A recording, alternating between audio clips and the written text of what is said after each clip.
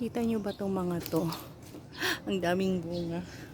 Ngayon lang ako naka-akyat. Parang gusto ko ng prutas. So, after ng trabaho, may mga bulok. But then, kunin ko yung mga bulok kasi dadalhin ko siya sa farm. Ayan na yung nakuha ko. Oh.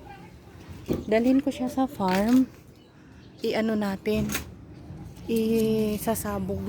Isasaboy lang natin sa mga sa mga bukid-bukid para tumubo. Ayan oh, dami.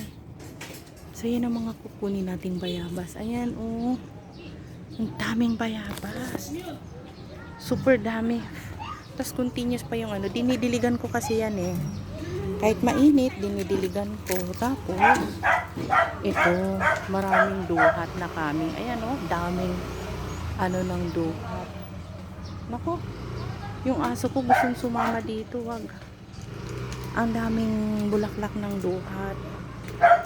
So ayan, abangan niyo yung mga duhat na yan. Ang dami niya. At paano kaya to? Yung bulaklak niya wala namang to? Ayun yung bulaklak niya oh. Paano kaya yan? Ganun lang ba yun?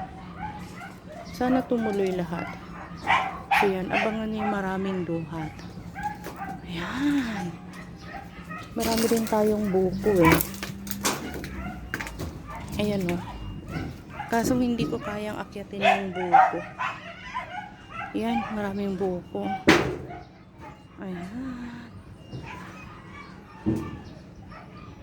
Muna tayo? Harvest muna tayo.